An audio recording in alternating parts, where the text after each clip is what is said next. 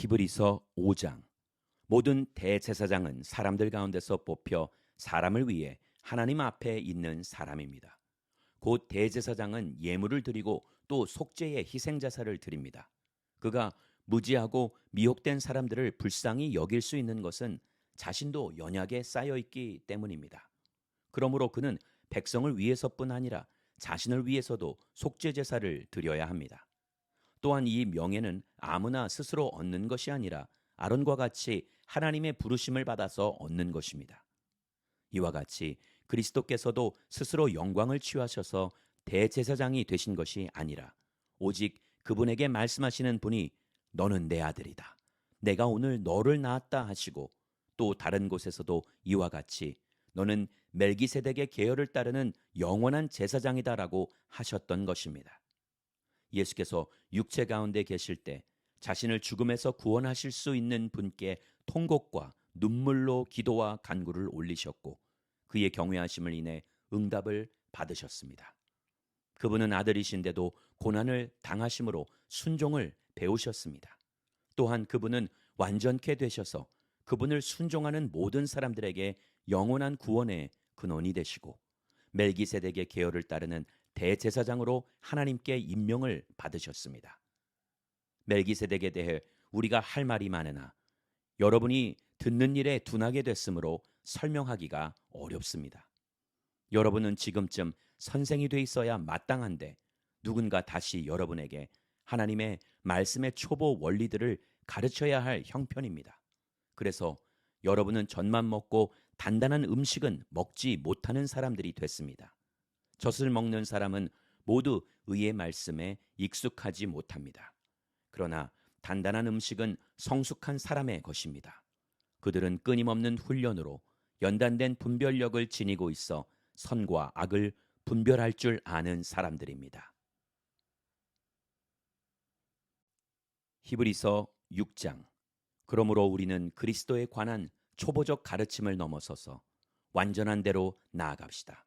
죽은 행실로부터 회개하는 것과 하나님께 대한 믿음과 세례에 대한 교훈과 안수, 죽은 사람의 부활과 영원한 심판에 관한 교훈의 기초를 다시 닦지 말고 온전한 대로 나아갑시다. 하나님께서 허락하신다면 우리가 그렇게 할 수 있습니다. 곧 한 번 비침을 받고 하늘의 은사도 맛보고 성령님과 함께하고 하나님의 선한 말씀과 오는 세상의 능력을 맛보고도 타락한 사람들은 회개에 이르도록 다시 새롭게 할 수 없습니다. 왜냐하면 그들은 스스로 하나님의 아들을 다시 십자가에 못 박고 공개적으로 욕되게 하기 때문입니다. 땅이 그 위에 자주 내리는 비를 흡수해 경작하는 사람들에게 유익한 작물을 내면 하나님께 복을 받습니다.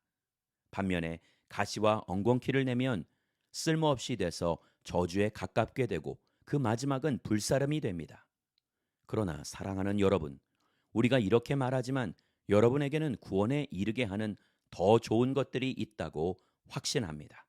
이는 하나님이 불의하시지 않으므로 여러분이 성도들을 섬겼을 때와 또한 섬길 때 여러분의 행위와 여러분이 하나님의 이름을 위해 보여준 사랑을 잊지 않으십니다. 그래도 우리는 여러분 각자가 소망의 완성에 이르기까지 동일한 열심을 나타내기를 간절히 원합니다. 여러분은 게으른 사람이 되지 말고 믿음과 인내로 약속을 상속받은 사람들을 본받는 사람이 되십시오. 하나님께서 아브라함에게 약속하실 때 맹세를 위해 그분보다 더 큰 분이 계시지 않았기에 자신을 걸고 맹세해 말씀하셨습니다. 내가 반드시 내게 복을 주고 또한 너를 번성케 할 것이다. 아브라함은 이와 같이 오래 참고 견딘 후에 그 약속을 받았습니다. 사람들은 자기보다 더 큰 자를 걸고 맹세합니다. 맹세는 그들에게 모든 논쟁을 그치고 확정에 이르게 합니다. 하나님께서는 약속의 상속자들에게 자신의 뜻이 불변함을 명확히 보여주시려고 맹세로 보증하셨습니다. 이는 두 가지 사실로 인해 앞에 있는 소망을 굳게 잡으려고 피해가는 우리가 힘있는 위로를 얻게 하시기 위함입니다. 하나님께서는 약속과 맹세하심에 있어 거짓말하실 수 없습니다. 우리가 가진 이 소망은 안전하고 확실한 영혼의 닷과 같아서 휘장 안으로 들어가게 합니다. 예수께서는 우리를 위해 앞서 달려가신 분으로 그곳으로 들어가셔서 멜기세덱의 계열을 따르는 영원한 대제사장이 되셨습니다. 히브리서 7장. 이 멜기세덱은 살렘 왕으로 지극히 높으신 하나님의 제사장입니다. 그는 왕들을 이기고 돌아오는 아브라함을 만나 축복했습니다. 아브라함은 모든 것의 10분의 1을 그에게 주었습니다. 그의 이름의 뜻은 첫째로 의의 왕이고 다음으로 살렘 왕 곧 평화의 왕입니다. 그는 아버지도 없고 어머니도 없고 족보도 없습니다. 생애의 시작도 없고 생명의 끝도 없지만 하나님의 아들을 닮아 항상 제사장으로 있습니다. 그가 얼마나 위대한지 생각해 보십시오. 족장 아브라함도 그에게 10분의 1을 바쳤습니다. 레위 자손 가운데 제사장 직분을 받은 사람들은 자기 형제인 백성들도 아브라함의 허리에서 나왔지만 율법을 따라 그들에게서 10분의 1을 거두라는 명령을 받았습니다. 그러나 이들로부터 나오지 않은 이 멜기세덱은 아브라함에게서 10분의 1을 취했고 약속을 받은 그를 축복했습니다. 두말할 필요 없이 축복은 윗사람이 아랫사람에게 하는 것입니다. 앞의 경우는 죽게 될 사람들이 10분의 1을 받았고 뒤의 경우는 살아있다는 증거를 받은 사람이 10분의 1을 받은 것입니다. 말하자면 10분의 1을 받는 레위도 아브라함을 통해 10분의 1을 바쳤다고 할 수 있습니다.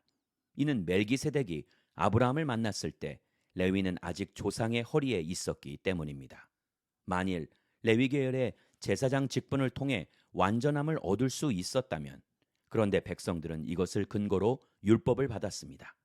아론의 계열을 따르지 않고 멜기세덱의 계열을 따르는 다른 한 제사장을 세워야 할 필요가 있었겠습니까? 제사장직이 변하면 율법도 반드시 변하게 됩니다. 이것들은 그분과 관련해 언급됐습니다. 그분은 다른 지파에 속했는데 그 지파에서는 아무도 제단에서 섬긴 적이 없었습니다. 우리 주께서는 유다 지파에서 나오신 것이 분명합니다. 그런데 그 지파에 관해서는 모세가 제사장직과 관련해 아무것도 말한 적이 없습니다. 그리고 이 사실은 멜기세덱과 흡사한 다른 한 제사장이 일어난 것을 볼 때 더욱 분명합니다. 그는 육체에 속한 규례, 곧 율법을 따라 제사장이 되신 것이 아니라 썩지 않는 생명의 힘을 따라 되신 것입니다. 그렇기 때문에 너는 영원히 멜기세덱의 계열을 따르는 제사장이다라고 증거됐습니다. 전에 있던 계명은 약하고 효력이 없어 폐지됐습니다. 이는 율법이 아무것도 완전하게 할 수 없기 때문입니다. 그러므로 더 나은 소망이 들어왔고 이를 통해 우리가 하나님께 가까이 나아가는 것입니다. 예수께서는 맹세 없이 제사장이 되신 것이 아닙니다. 레위 계통의 사람들은 맹세 없이 제사장이 됐습니다. 그러나 그는 자기에게 말씀하시는 분의 맹세로 제사장이 되셨습니다. 주께서 맹세하셨으니 그분은 마음을 바꾸지 않으실 것이다. 너는 영원히 제사장이다. 이와 같이 예수께서는 더 좋은 언약을 보증해 주시는 분이 되셨습니다. 레위 계통의 제사장들은 죽음 때문에 그 직책을 계속 수행할 수 없기 때문에 그 수가 많았습니다. 그러나 예수께서는 영원히 사시는 분이시므로 제사장직을 영원히 누리십니다. 그러므로 예수께서는 자신을 통해서 하나님께 나오는 사람들을 온전히 구원하실 수 있습니다. 그는 항상 살아계셔서 그들을 위해 중보 기도를 하십니다. 이러한 대제사장이야말로 우리에게 합당합니다. 그분은 거룩하고 순결하고 흠이 없고 죄인들과 구별되시며 하늘보다 높은 곳으로 오르신 분이십니다. 그분은 다른 제사장들처럼 먼저 자신의 죄를 위해 그 다음에 백성들의 죄를 위해 날마다 제사를 드릴 필요가 없습니다. 이는 그분이 자신을 드려 단번에 이 일을 이루셨기 때문입니다. 율법은 연약함을 가진 사람을 대제사장으로 세웠으나 율법 후에 주어진 맹세의 말씀은 영원히 완전케 되신 아들을 대제사장으로 세웠습니다.